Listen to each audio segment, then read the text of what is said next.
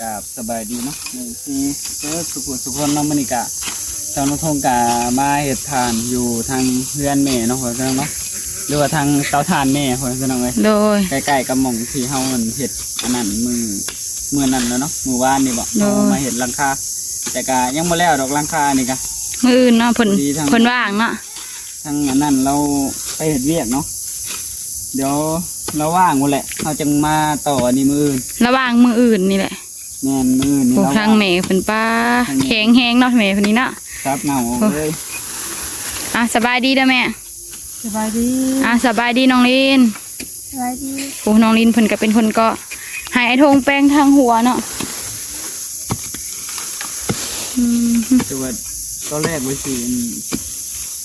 ปัดก่อนน้ำไม้แถวนี้มันแป้งก่อนแม่ทิมไม้ใส่ก่อนแล้วก็ค่อยแป้งกำลังนะยกจูดมันนี่ลายกว่าน้องแม่มันจะแป้งเลยเนาะเอาไม่ได้กว่าไอ้ปลาจูดมาได้ด้วยเฮ้ยลองย่อใหม่ออกด้วยกับน้องลินนะเฮ้ยจึงกวดง่ายนะได้ปะลองย่อใหม่ออกกับน้องลินนะน้องลินไปย่อทางปลายมันน้องลินนะสอยกันหลายคู่หลายคนเนาะเริ่มต้นใหม่เริ่มต้นเฮ็ดเต้าใหม่หน่อยทงมันกะสีด้นเน่เผื่อเฮามาเห็ดใกล้แม่นี่แหละเพราะว่ามีแบบแม่เพิ่นเบิ่งให้เนาะโดยอย่างน้อยก็ได้จ้างก็เขาก็เป็นนมบ่แม่นเป็นแนวเดียวยันได้เอาเขาเอาน้ำให้พ่อมันเลยแม่นใกล้กันเฮามามันจึงสบายเนาะอยู่ใกล้โดยถ้าของอยู่คงกินกะซื้อมาสู่อันนั้นกันกินเนาะแม่นมากินน้ำกันอยู่ในนี่นะแม่นไปเลยไปเตาถ่านพุ่นกับบ่มีเพิ่นผู้ใดเบิ่งทานให้แน่ก็แม่นก็เลยมาเฮ็ดอยู่นี่ก็เฮ็ดทางใหม่เนาะทางป่าใหม่โดยพุ่นเลยเนาะทำความสะอาดเอามากองไว้อยู่อย่างเดียวโอ้น้องลินเพิ่นกะเอาไว้จูดก็ได้ตัวนี้กองไว้บัดนี้มีแต่น้องลินกับไอ้ธงเลยได้ไปตัดพืชเลยธงเอ้ยโอ้ธงโผล่กันเลยเก็บเอาสง่าใหม่งามันงาอันนี้เอาเลยหันไปตัดเอาเก็บพื้นไปนำเนาะเขาก็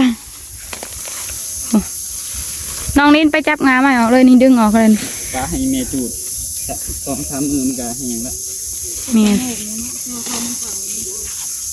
ตอนนี้4 โมงนะแม่ให้ละน้อยเดือนหนึ่งเป็นอยู่เป็นละน้อยขนาดอยู่เพื่อนเรากันยัง1ได้มื้อเช้านี่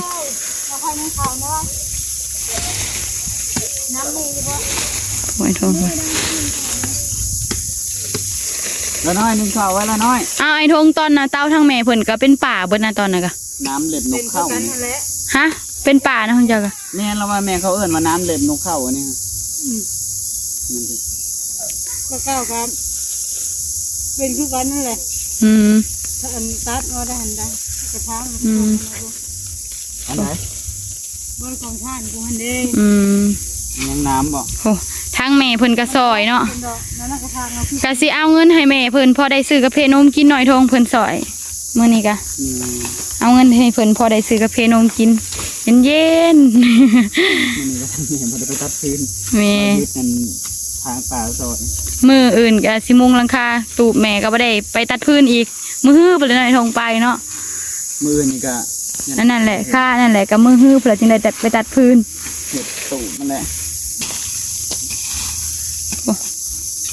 เด้ไอ้ธงคือเห็นเขาบุกเบิกอยู่ในหันนั่นเนี่ยเขาชื่อดินไอ้ธงเอาขาดได้ขาดออกก็ได้เราบุกหัวอยู่จริงตอนกะพากันทำความสะอาดอยู่บ่อนจุดฐานเนาะหลังจากทางลมลงแล้วกะคนมากองกันผู้ทางแม่เพิ่นกะสีเมื่อเอาน้ำเนาะเอาน้ำมาใส่อยู่พี่แหละทอมันกับบ่ถึงดอกเพราะว่ามันไกลเตอะล่อยูล่อใส่นั่นเนาะใส่กระถางไปเอาน้ำตัวนี้ทางไอ้ทงกับสีเห็ดปากจูดมันเนาะไม่ดอกนี่ก็จะว่าเห็ดปากจูดกะลายอันนั้นถอนเติบเนาะพากันทำความสะอาดจักหน่อยกันแล้วเลยเนาะทำความสะอาดเหลืออีกหน่อยหนึ่งก็แล้วพากันทำความสะอาดไว้เขาเริ่มเตาใหม่คือว่าเขาเริ่มตั้งเตาใหม่ โอ้พากันทางป่าเนาะไอ้ธงเพิ่นยังไปกินน้ำโอ้ไอ้ธงดึงงาใหม่ออกมาว่าเห็ดปากจูดเล่นนี่เดือน้ำนองลินนี่ดูสภาพพันเอาหน่อยธง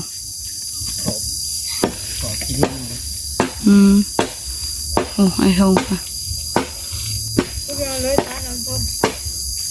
เกาะขี้ดิน ไอ้ธงมันเกาะขี้ดินออกก่อน บ้านเรือเลยลินนี่เรือมันขดนี่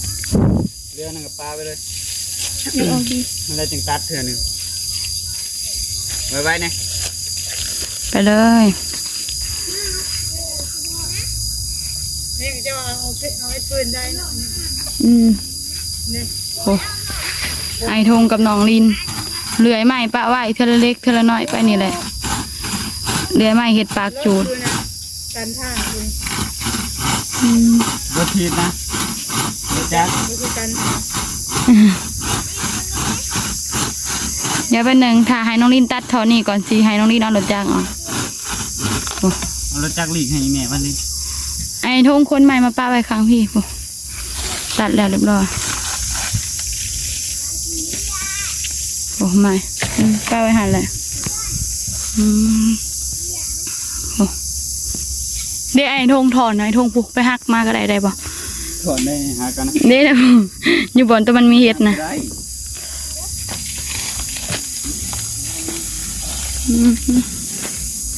ได้ปะคือแข็งแกร่งค่ะปุ๊ดึงเลยทงดึงเลยสู้ๆคนสู้ชีวิตป้าเก่งเถอะว่าแห้งแถนะฮะโอ้ติดเหรอ ติดเครือไม้ผู้เต็มอยู่เครือไม้ผู้สีเรือยก็พายเป็นสีเรือยก็น้องทิ้งถ้วยบอกนี่ จักรนี่คุยจักรนี่ น้องทิ้งถ้วยเมื่อเอาน้ำกับแมวอ้าว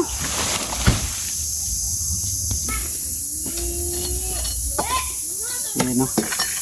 หาพื้นตามมันนี่แหละใช่จุดปากจูดเนาะหาไปเทละเล็กเทละน้อยนะ หาพื้นที่มันอันนี้แล้วหน่อยโทหาพื้นที่มันดอกแล้วเอาเห็ดปากจูดโอ้ให้น้องลินมาตัดน้ำ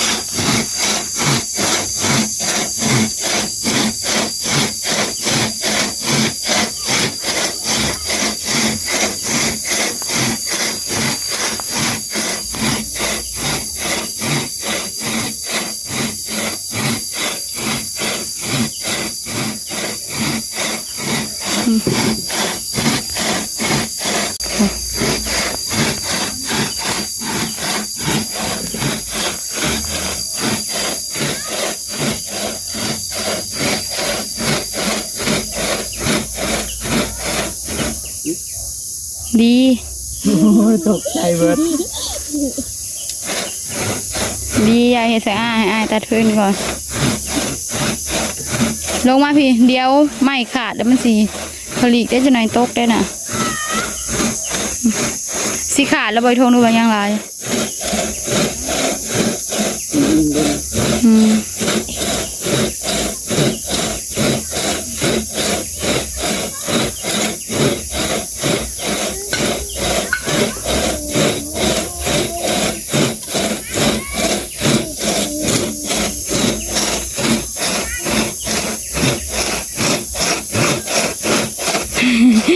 เราเหงียดไวเลยจะหน่อยน้องดิ้นเหนื่อยแล้วนะ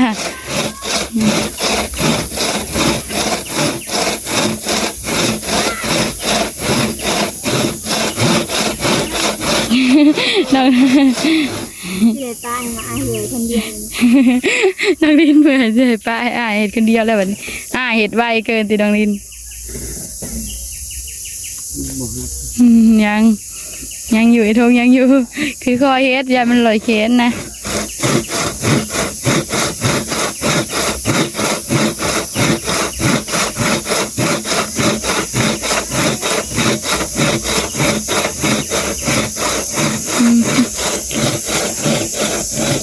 ไม่นาเติบมาเพื่อสิตัดขาด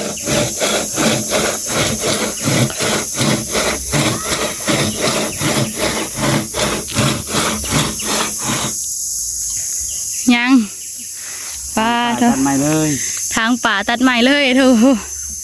ปลาเถอะยังบ่ขาดอยู่ จ้ะเลือกเอา ตัดต่อน้องอินนะโอ้น้องอิน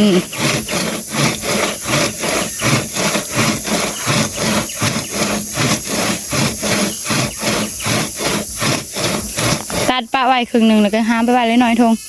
ตัดขาดแล้วก็ได้ปะ เลยถอดขึ้นมายังบาท อืม หนีบแล้วบาทนี่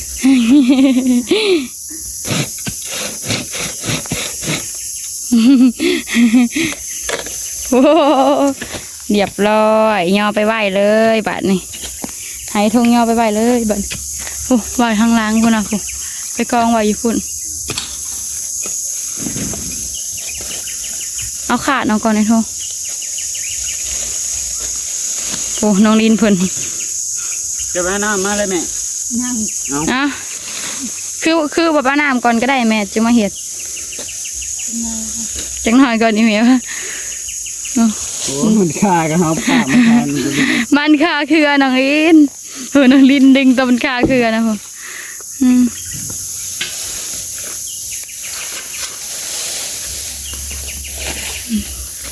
ดึงไปทงมันให้น้องพันได้ปะ เอาไว้ให้ไก่บ่อ้ายเด้อ เรียบร้อยดึงไปเลยทง เลยตัดมันมา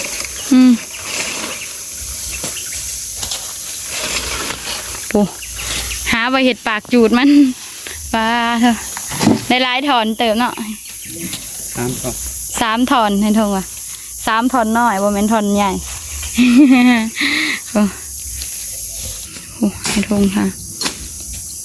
เดี๋ยวเขาเอามาให้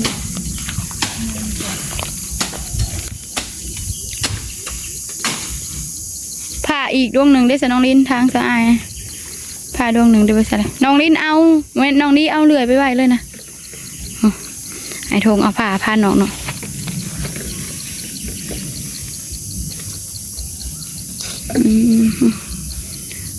ขำเลยแต่ก็ยังแดดอยู่โอ้ไอ้ทงเอาขาดมาคุดต้อนเอาบ่ไม่ออกเดี๋ยวจะหน่อยจะให้ทงคุดออก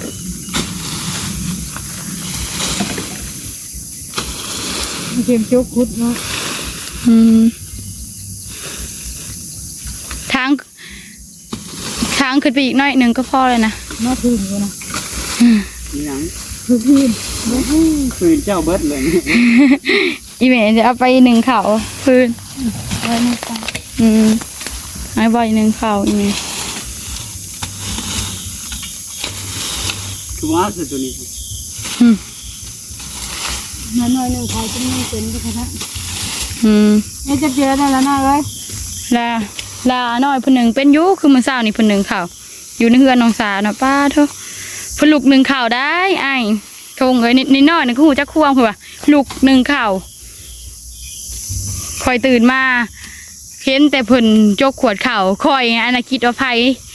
แท้ๆแล้วน้อยจกเข่าเย็นใส่หัว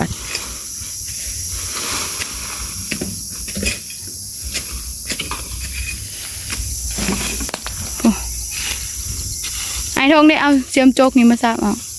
หรือว่าทางปลาแล้วก่อนบอกจึงเอาเสียมโจกซับออกทำความสะอาดแล้วบอกแม่เสียมโจกนี่ซับออกลงใช้เสียมโจกจะไปค่ะ อันนั้นน่ะดิ อันนี้ตาน้องอีเดี๋ยวมันสูงกว่า เอาผ้าพันออกก็เลยตัวนะ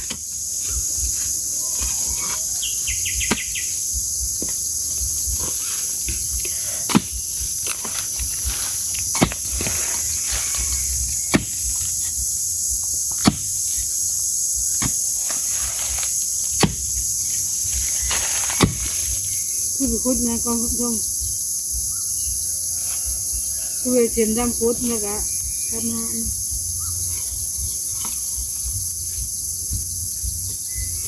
ได้นะผ้าน้ำนองลินไหนทง จะให้ลีนยังให้ไทยลีน โหไอ้ทงเพิ่นกะ ซับต่อใหม่ออกเนาะบัดนี้ทางแปลนเลยเนาะอยู่นี่นะ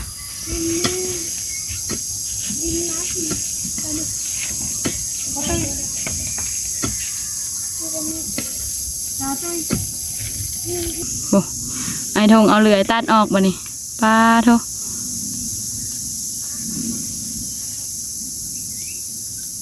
เลื่อยตัดออกขาดแล้วเนาะบัดนี้ขุดต่อที่2อีก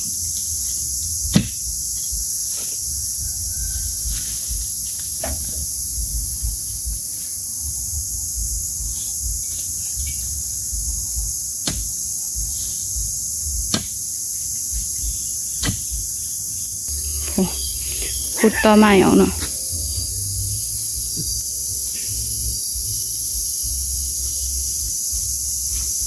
ต่อใหม่ไง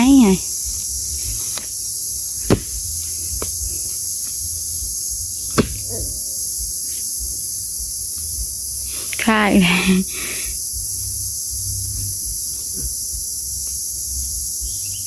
ยังบ่ขาดหน่อยทง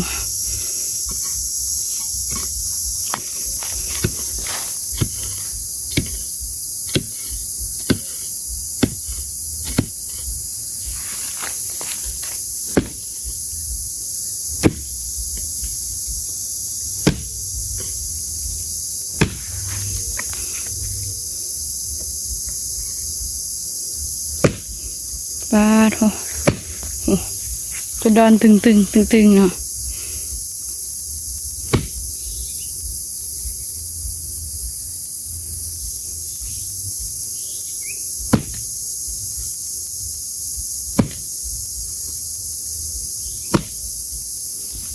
ป้าโทขาดจนได้เนาะเรียบร้อยป้าตอนนี้ก็ยามแรงๆแล้วเนาะบัดนี้ทางน้องซากสิได้จบคลิปไปเพียงแค่นี้พอๆกันในคลิปหน้าเด้อกราบขอบคุณทางเม FC เบอร์สุขุสุคนที่เบิ่งคลิปของน้องซาตั้งแต่ต้นจนจบที่บ่ข้าม